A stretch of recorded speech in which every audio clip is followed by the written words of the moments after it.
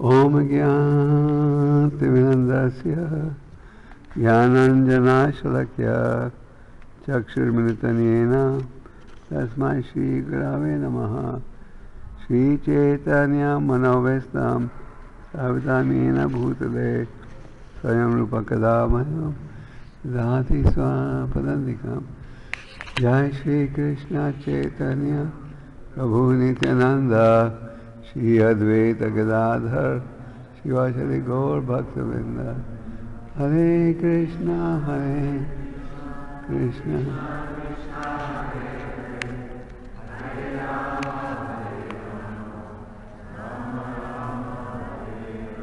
Hare Krishna. In the Srimad Bhagavatam 4th canto, chapter 31, text 10, Narada Muni speaks as follows. Can they keep quiet on the top? On the top they are talking. Yeah. You know.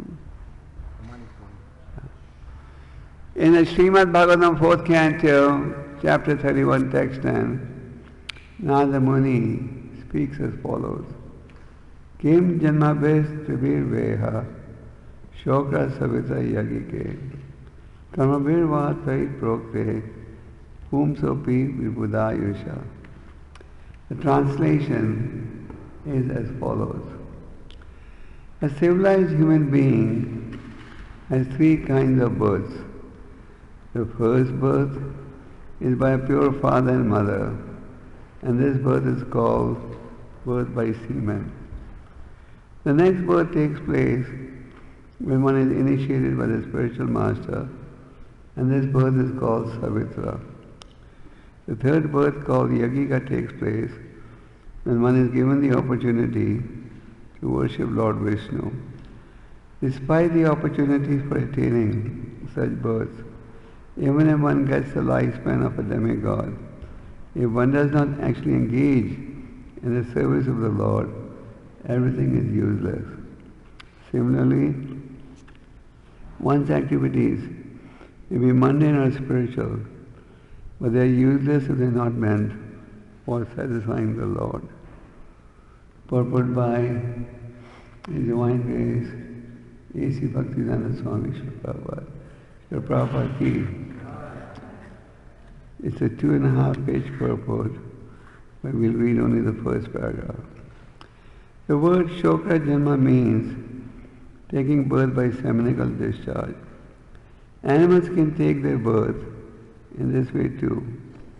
However, a human being can be reformed from the Shokra Janma as recommended in the Vedic civilization. Before the birth takes place, or before father and mother unite, there is a ceremony called Garbhadhan Sanskar, which must be adopted. This Garbhadhan Sanskar is especially recommended for higher castes, especially the Brahmanical caste. It is said in the Shastra that if the Garbhadhan Sanskar is not practiced among the higher castes, the entire family becomes Sudra.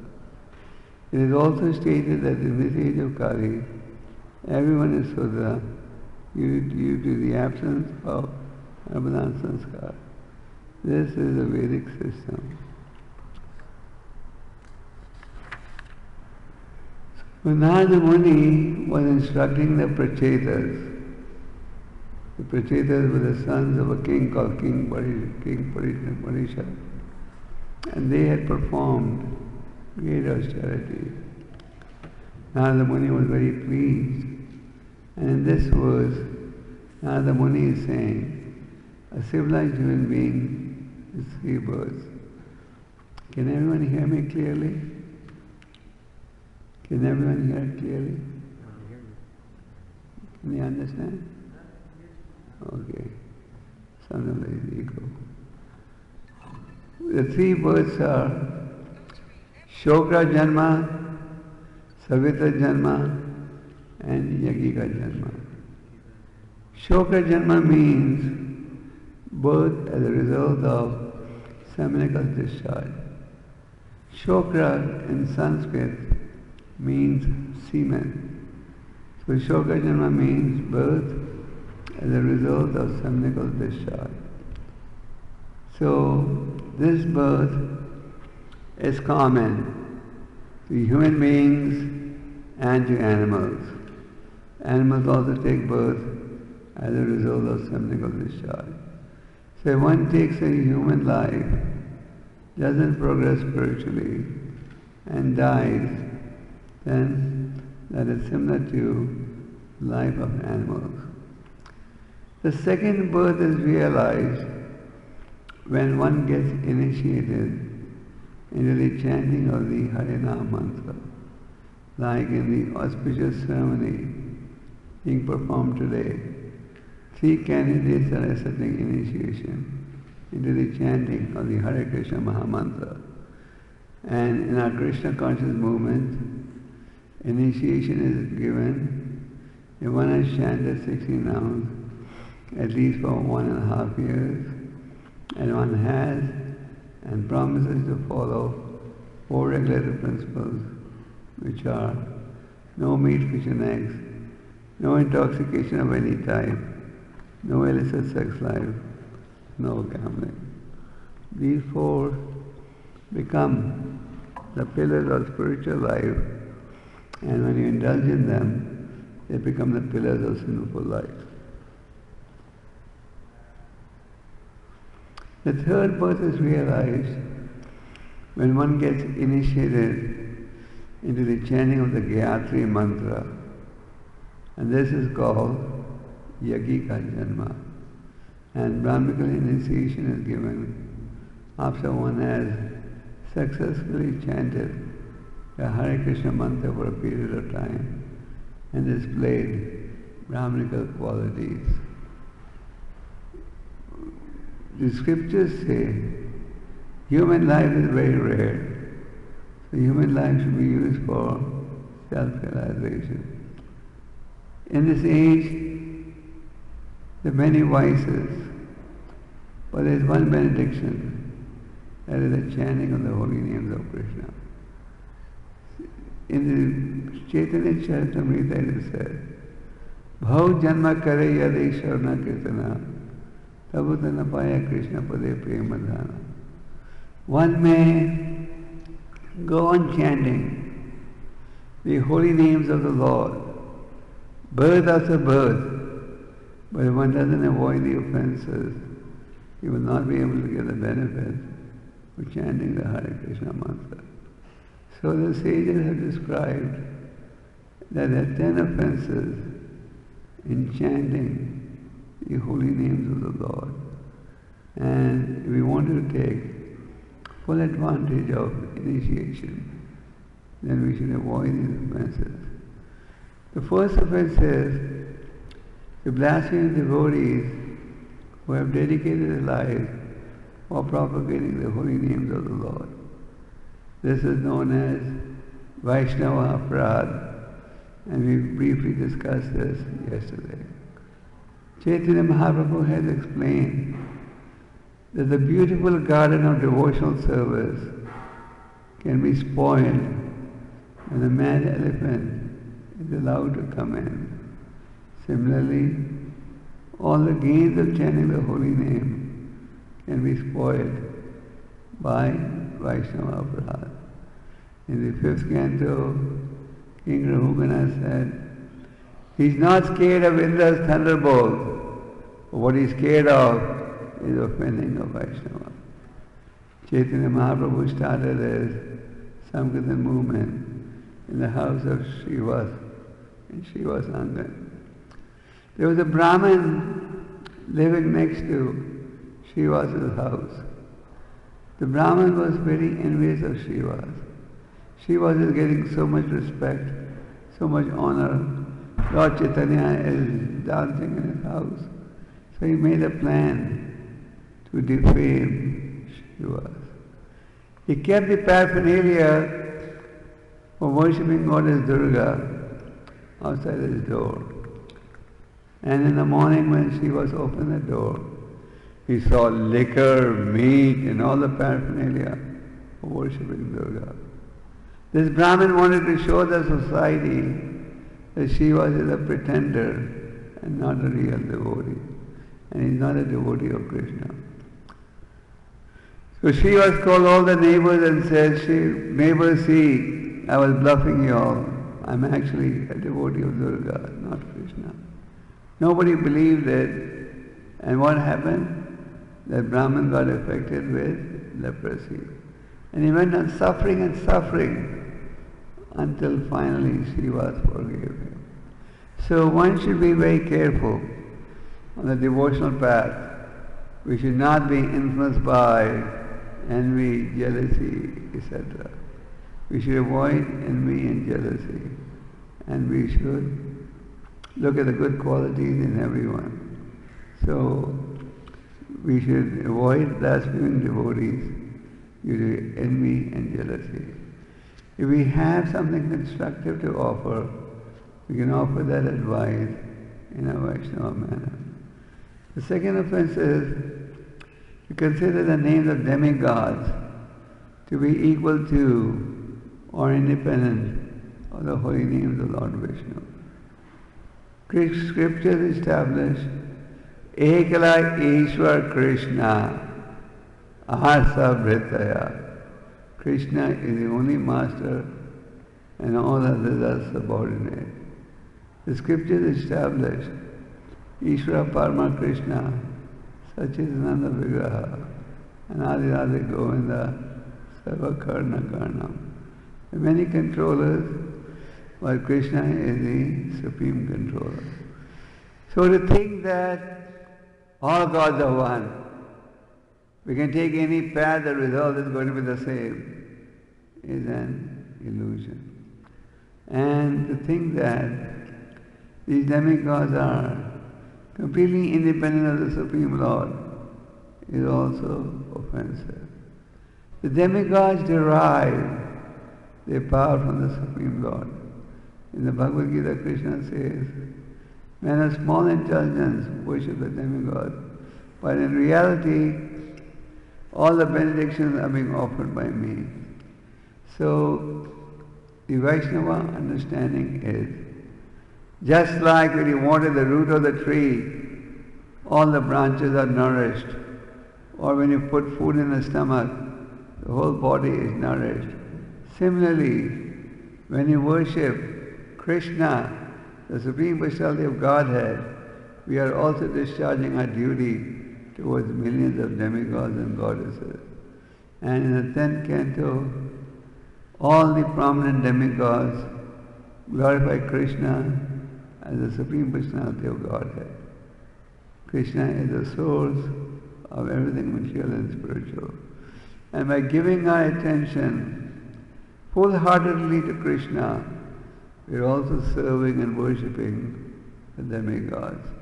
There is no need for us to separately worship each demigod. We just focus on Krishna, and through that we glorify the other demigods also. The next offense is to disobey the spiritual master or consider him to be an ordinary man. In the scriptures it is said, one should take shelter of a bona fide spiritual master. Serve him. Then third step, take initiation from him. Fourth, inquire how we can make spiritual advancement. And fifth, if you have to renounce something, renounce it, but don't deviate from the goal of making spiritual advancement. With regards to the qualification of a spiritual master, Rupa Goswami explains in the first verse of the Sikshashtaka, Vacho Vegam Manasa Krodha Vegam Jiva Vegam Udara Pasta Vegam. It is absolutely necessary that the spiritual master have control over his mind and senses. He cannot be a spiritual leader and not have control over mind and senses. The spiritual master teaches by example. Once a young boy had diabetes, and his mother would always tell him, "Son, stop eating sweets, it's bad for your health." But the son refused. Finally the mother got tired and she took the son to the Guru and said, "Guruji, my son has very high diabetes. Can you please order him not to take sweets anymore?"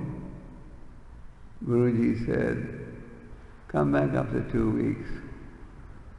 So she went back after 2 weeks, requesting the Guru to tell her son to stop taking sweets.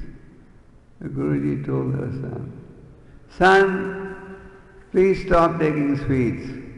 It's not good for your health." And the son said, "Okay, Guruji, I will stop, no problem." So the mother was surprised. The son agreed so easily. So she inquired from the Guru, "Why didn't you give the same instruction 2 weeks ago? Why did you tell me to come 2 weeks later? You could have told him 2 weeks ago, don't take sweets, and he would have said yes." So the Guru said, "2 weeks ago, I was taking sweets myself. So how could I tell him? Now I've stopped taking sweets, I can tell him." So the Guru has to preach by example. What is the desire of the Guru? The desire of the Guru is that a disciple get attached to the holy name, get attached to the Shastra, get attached to the ISKCON institution, get attached to the preaching mission of Prabhupada, get attached to practical devotional service. Initiation, as Prabhupada often said, is just the beginning, it's not the end. Sometimes devotees think, "Now I'm initiated, I don't need to serve the Guru, I don't need to take any direction, I don't need to go to the temple." This is an illusion. Initiation is just the beginning. It's the beginning of spiritual life. And depending upon how seriously we take our responsibility, we advance. One should not think, just because I'm initiated, I can do anything and I will still go back to Godhead. That is wrong. To go back to Godhead, Prabhupada said, one is to follow the instructions of the spiritual master very rigidly. So one should have faith that these instructions are for my betterment. Chaitanya Mahaprabhu was a prominent Sanskrit scholar. He was in Varanasi, chanting the holy name. The Mayavadi sannyasis were having a meeting. Prakashananda Saraswati, their leader, invited Chaitanya Mahaprabhu. He said, "You are such a prominent Sanskrit scholar. What is it you're chanting on the streets like a madman? You should come and study the Vedanta with us." Chaitanya Mahaprabhu said, "My spiritual master considered me to be a fool." So he said, "This is all you're capable of doing, chanting Hare Krishna." So Chaitanya Mahaprabhu showed the humility that the disciples should have. In the Chaitanya Charitamrita, you read the story of two devotees, Ramchandra Puri and Ishwara Puri. Ramchandra Puri had a habit of criticizing Vaishnavas. Whenever any sannyasi would come to Jagannath Puri, he would go to him with a big plate of prasad. And the sannyasi would say, No, I'm sannyasi, I can't eat so much." He would say, "Oh, this is Mahaprasad. You won't eat? This is sinful." And then when they would eat, he would say, "Look at these artificial renunciates. They take sannyas and they eat more than householders." So he had this habit of criticizing Vaishnavas. And eventually it came to indirectly criticizing his Guru. Ishwara Puri, on the other hand, served his Guru in a very menial way. He would even clean his stool and urine in old age. And his guru blessed him. You will preach the message of God all over the world, which he did through the medium of Chaitanya Mahaprabhu and Prabhupada. And Ramchandra Puri, the guru said, get out of our vision, because if I die looking at your face, my life would have been unsuccessful.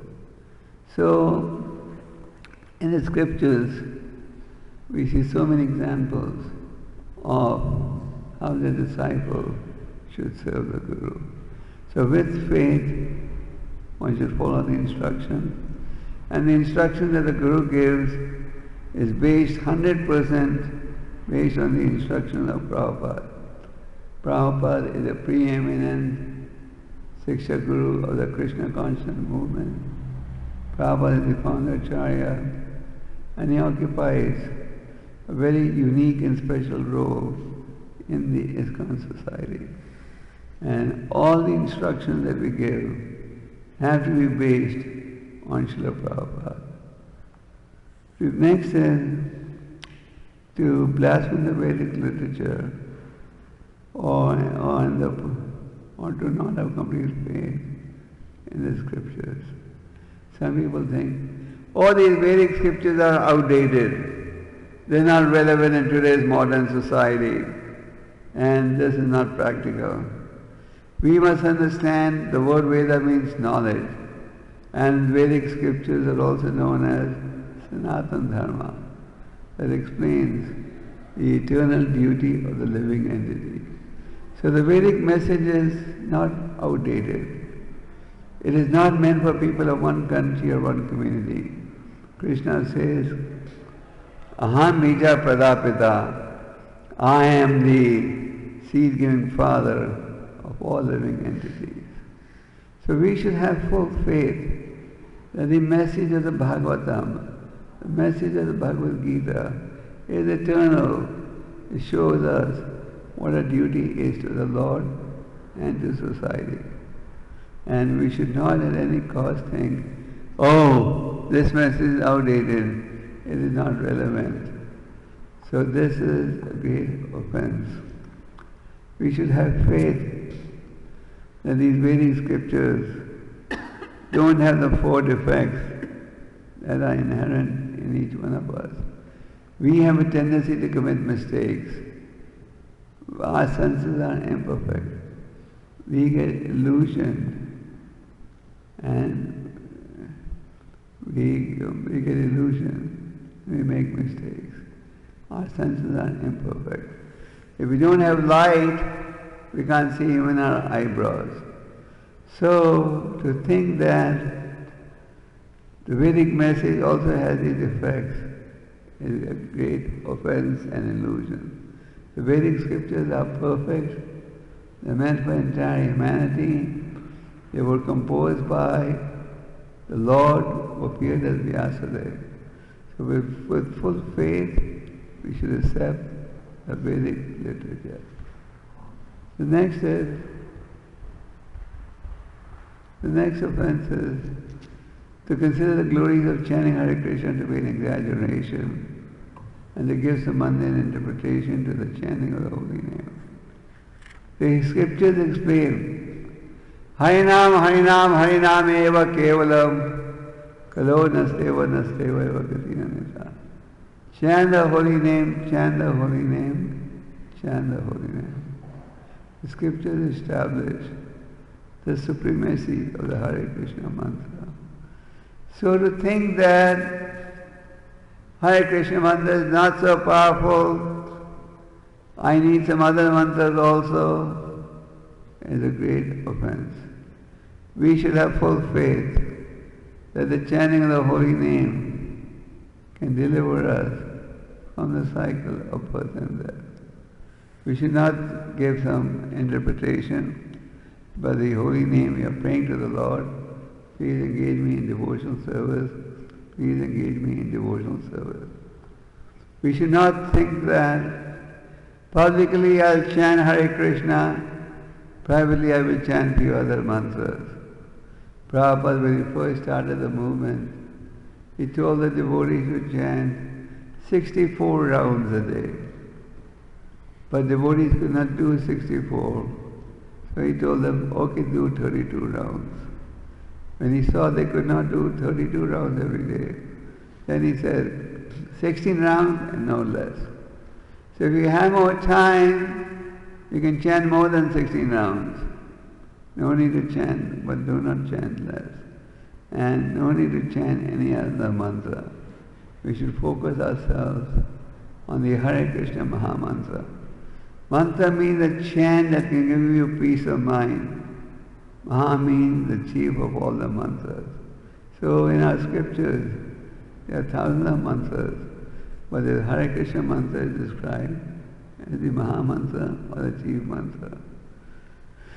The next is to commit offenses on the strength of chanting. Can we close that window?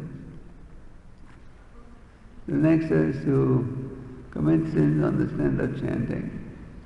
If a devotee thinks, oh, I'm initiated now. I got initiated from the Lordship Radha Manohar. I'm initiated. Now my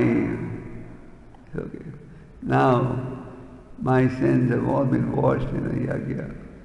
Now I can commit fresh sins. This is the greatest list of all offenses. Prabhupada says, this is the most serious of all offenses. A devotee thinks, now I'm initiated, so I can do what I want. Prabhupada was once initiating a devotee who had a very sinful background. So when Prabhupada was giving him his beads, he said, now no more sinning. So initiation is serious business. Therefore, in our ISKCON society, we don't initiate people instantly. There are many spiritual organizations where you get initiated in 1 minute, or no difficulty. But in ISKCON you have to wait 1, 2, 3, 4 years. Why?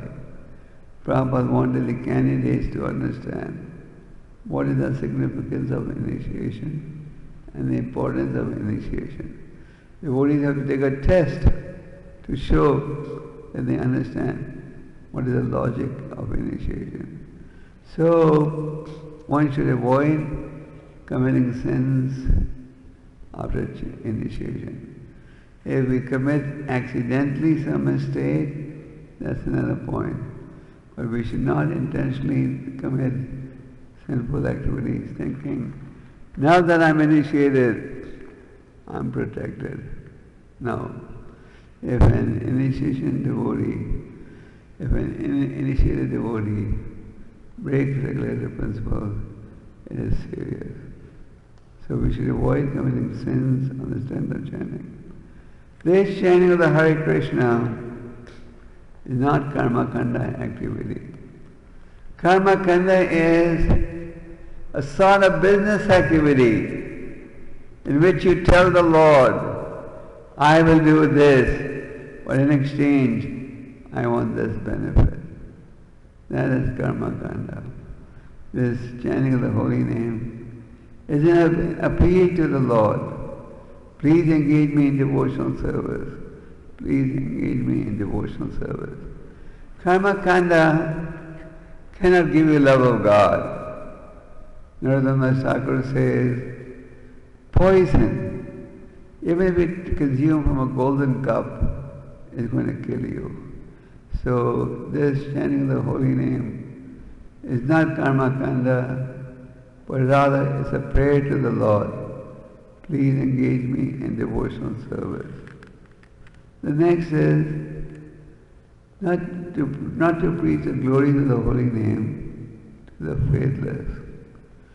On the one hand, Chaitanya Mahaprabhu has instructed us, Jaya Dakataye Kaho, Krishna Upadesh. Whoever you meet, tell him about Krishna. On the other hand, we hear, don't preach to the faithless. Obviously, when we preach, we can't right away identify, oh, this man is faithless, this man is faithful. So we can tell everyone to chant the Hare Krishna mantra. We go in Harinam, we chant openly. But the deep meaning may be explained after the person has developed some element of faith in the holy name. Just like you may meet a man on the street and he says, "What's your name, sir?" You'll probably tell him your name. But you're not going to give him your phone number, your home address, till you have some faith in him. So we chant Hare Krishna and make everyone hear Hare Krishna. But the deep meaning may be explained after the person has developed some element of faith in the holy name. The next is to maintain material attachment in spite of chanting the holy names of the Lord. The 10th offense has two aspects, A and B. A is to maintain material attachment in spite of chanting the holy name. So material attachments are the cause of our bondage. Material attachments are responsible for keeping us entangled in material existence. But to maintain these material attachments is a great offense. So material attachment should be given up. Chaitanya Mahaprabhu says, on the path of surrender, the following two are very important. Accept what is favorable for spiritual advancement, reject what is unfavorable. Just like in our day-to-day lives, we accept what is good for health and we reject what is bad for health. So similarly, chanting the holy name, staying in devotee association, shunning the books, these are all favorable items. And we should be determined to give up those activities that are detrimental on the spiritual path. Then this 10th offense has another aspect to it, B. The other aspect is we should not be inattentive in chanting the holy names of the Lord. The holy name is not different from Krishna. Nama Chintamani Krishna Chaitanya Rasa Vira Purna Shuddha Nitya Mukto Bhinatvam Nama Naminaha. The holy name is not different from the Lord. So when you chant the holy name, we should be respectful to the holy name. We all take on the responsibility of chanting 60 rounds a day. On Ekadasi and auspicious days, we try to do 25 rounds a day. So these rounds should be done attentively. Holy name chanting in any situation is beneficial. Even if in a club somebody says, "Oh, cheers, the taste of this liquor is Krishna," it benefits. But if we want to make spiritual advancement, then we should chant attentively.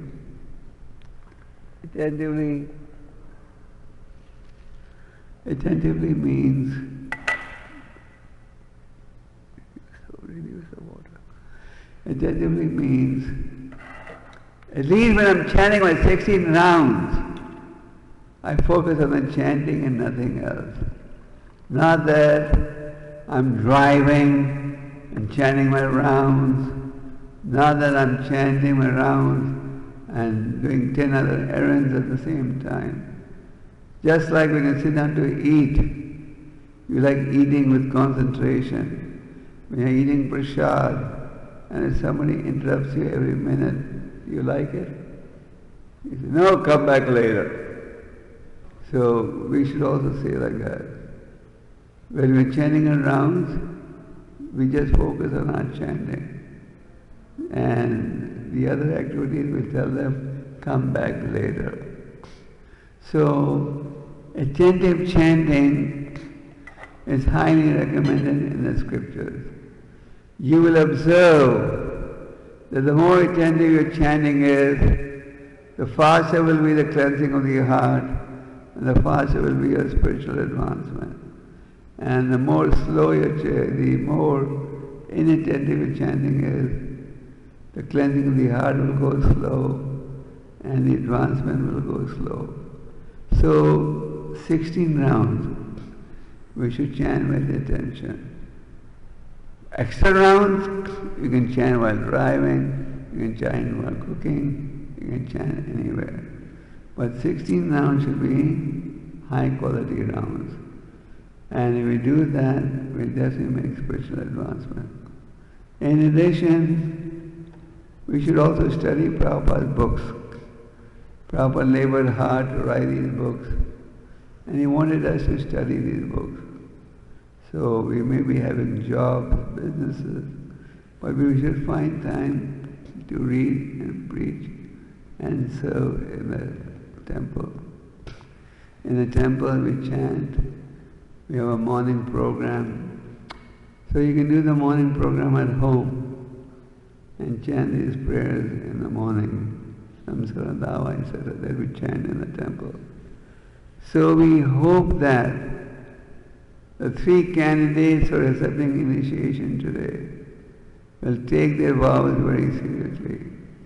In front of the deities, in front of the Guru, in front of Prabhupada, in front of the Vaishnavas, in front of the Agni, and in front of the video cameras, we take these vows. So we should take these vows. If later on you say, "Oh, I never took these vows, what proof do you have?" So we are videoing you, video your vows.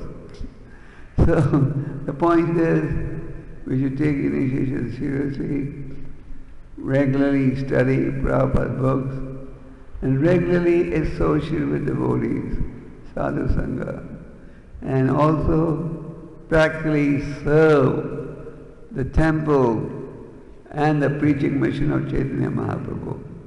Chaitanya Mahaprabhu's preaching mission is Charidharpatayaka Krishna Upadesh.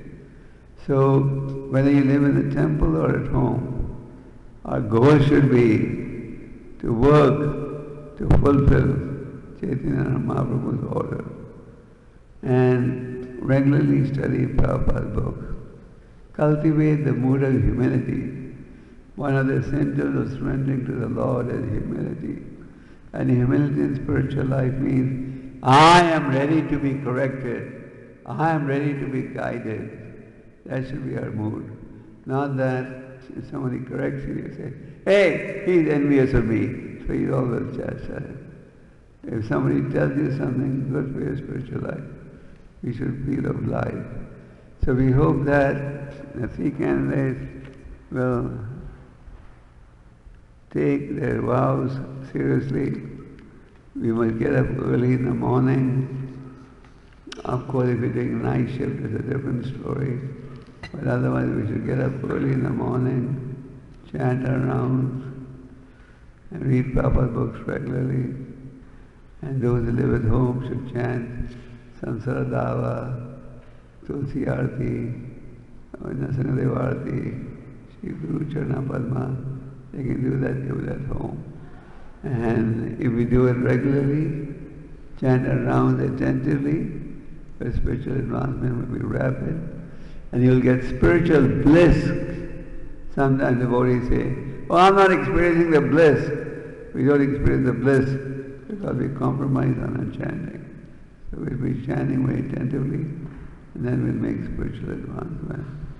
So we hope that all candidates will take it seriously. And the names that we get, as we read in the Srimad Bhagavatam verse today, first birth is from the womb of the mother, second birth is when you get initiated into the chanting of the Hare Krishna Mahamantra. So when you get initiated, you get a spiritual name. These spiritual names are all equally powerful. And these spiritual names are based on the scriptures.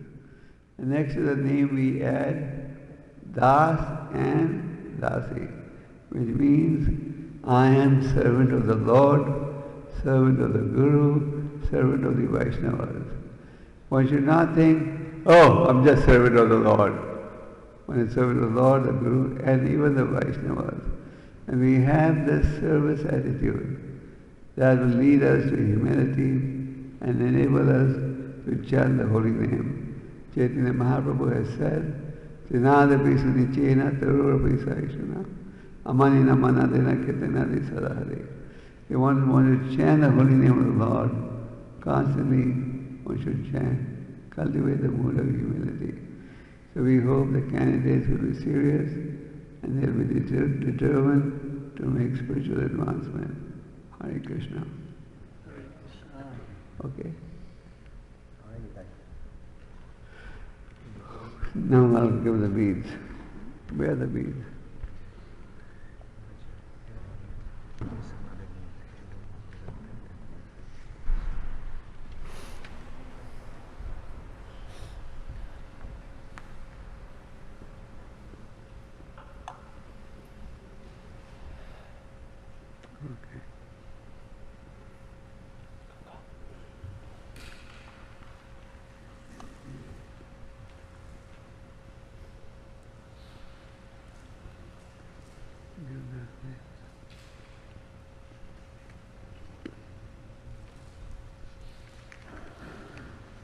Okay, so we're now going to call out the names.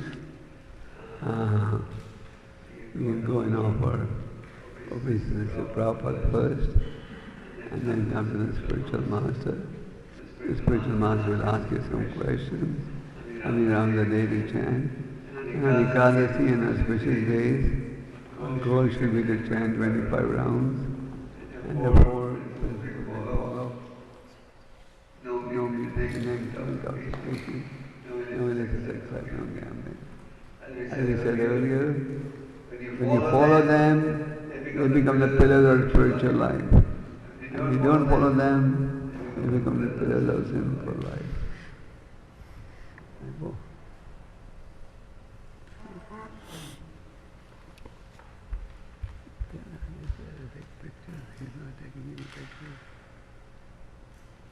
Bhakta Frederick.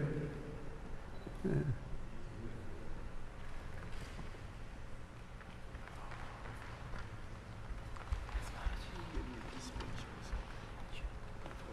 The beads are all the same. And you two can also go.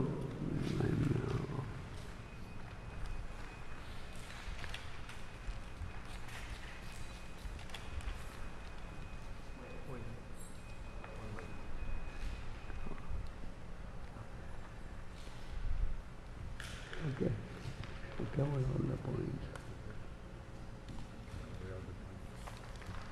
And then we follow.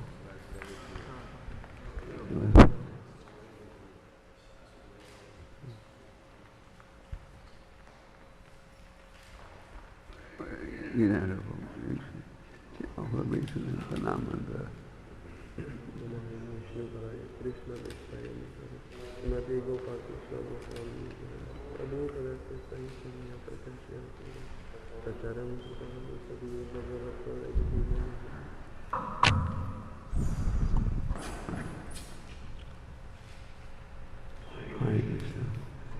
So how many rounds a day to chant?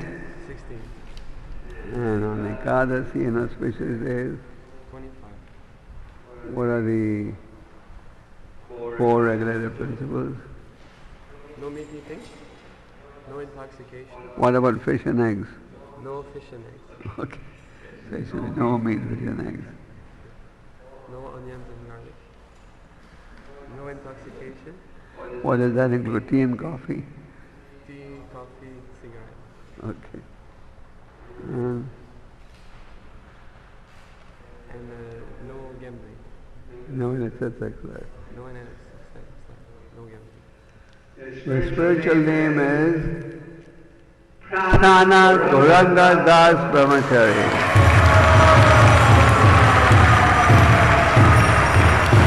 Yeah.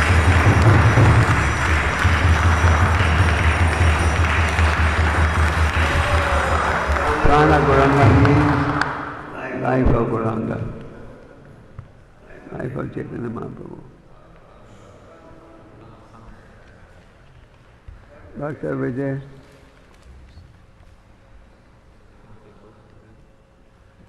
Bhakta Vijay first.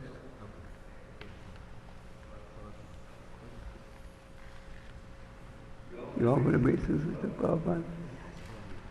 Okay. But you don't have to offer flowers.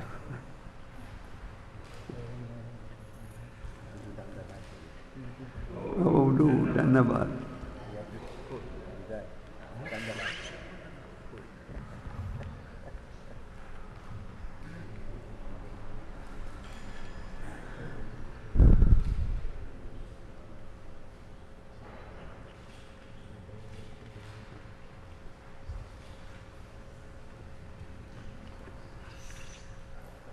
So, Anirandha Neelachan, and he gathers, spiritual days. What are the four regular principles? What about fish and eggs? Only no meat? What about fish and eggs?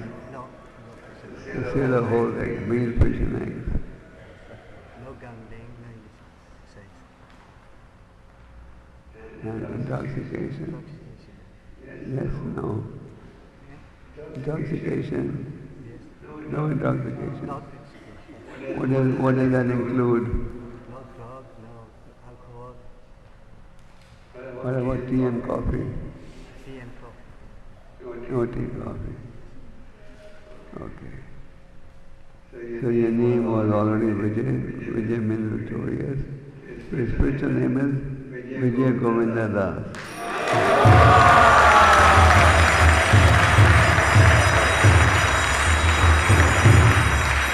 Means Govinda who is always victorious.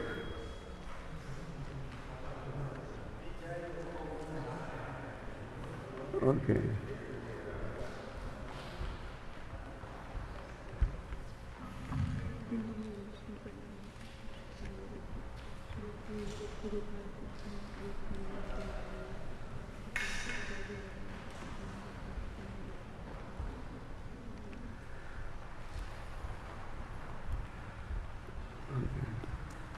Anirandha Neelachan, 16, and Ekadasi, 25. four regular principles. No meat eating, no fish, no eggs. Yes. What else? No gelatin, like nothing, no animal product. Okay, what else? No onions, no garlic. Yes. What are the four regular principles? Onko. Then no intoxication, means no alcohol, no drugs, no tea, no coffee, no illicit sex, and no gambling. Reading Prabhupada books regularly. Those who are householders living at home, they should come to the temple regularly. With their income, they should also donate to the temple. Your spiritual name is Nandi Mukhi Devi Dasi.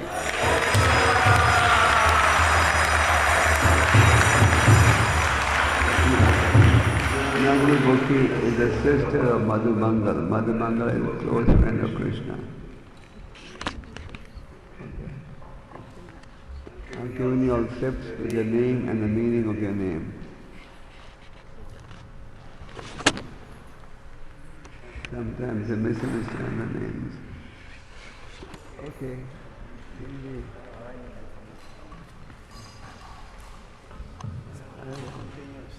Gopal, take the mic.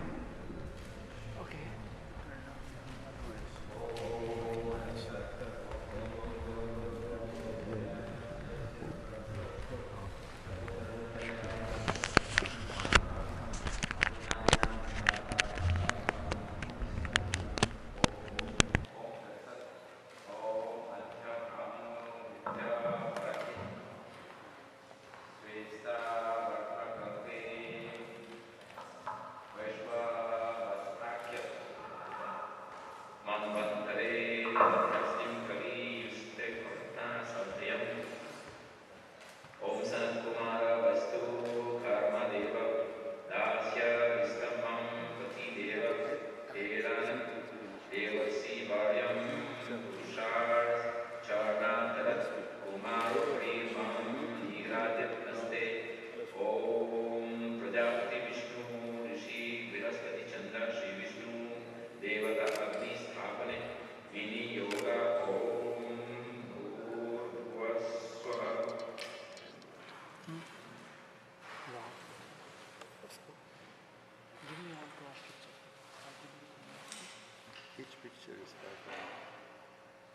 Your picture is $10.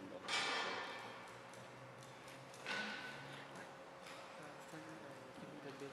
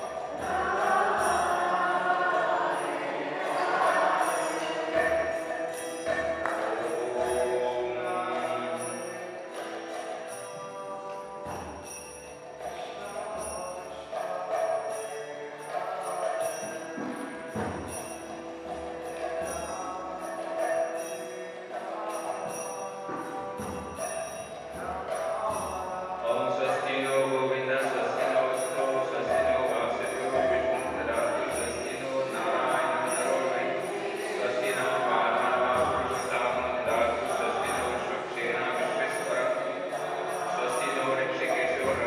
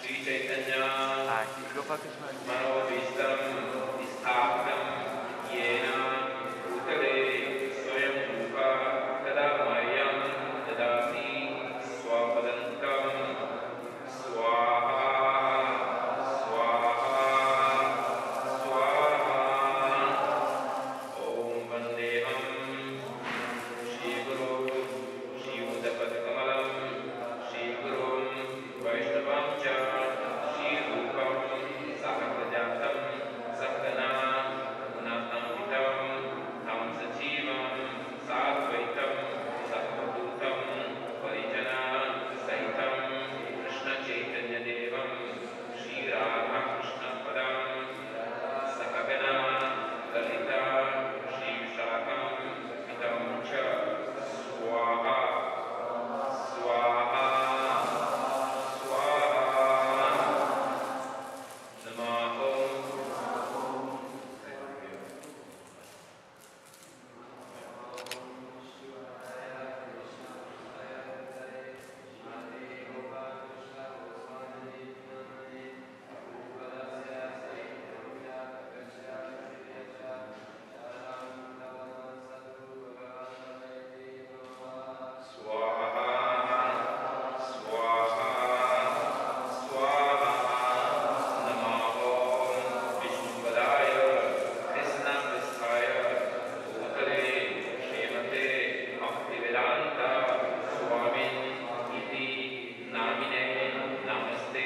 Saraswati Deve Gaurvani Acharine Nirvishesha Shunnyavadi Paschatya Nishadarine Swaha Swaha Swaha Namaho Vishnu Padaya Krishna Prasthaya Sutale Srimate Bhakti Siddhanta Saraswati Namine Shri Vaishnavi Devi Dvaitaya Bhakti Krishna Sambandha Vijnana Daine Prabhave Namaha Mahu Ujjwala Premadhya Shri Rupanuga Bhaktida Shri Gaura Karuna Sakti Vigrahaya Namaste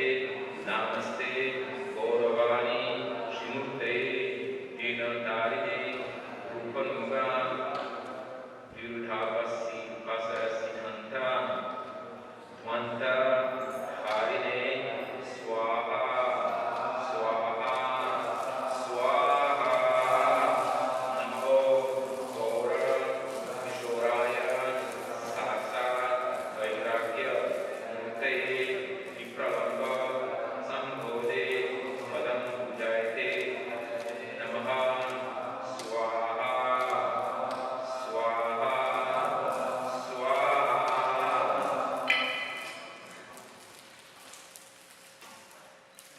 Namo Bhaktinodaya Sachidananda Namine Gaurashakti Sarupaya Rupanuga Prayate Swaha Swaha Swaha Om Gaura Virha Bhuvestam Nirdesta Sajjana Priya Vaishnava Sarvabhoma Shri Jagannatha Te Namaha Swaha Swaha The opening. Swaha Vanchakalpa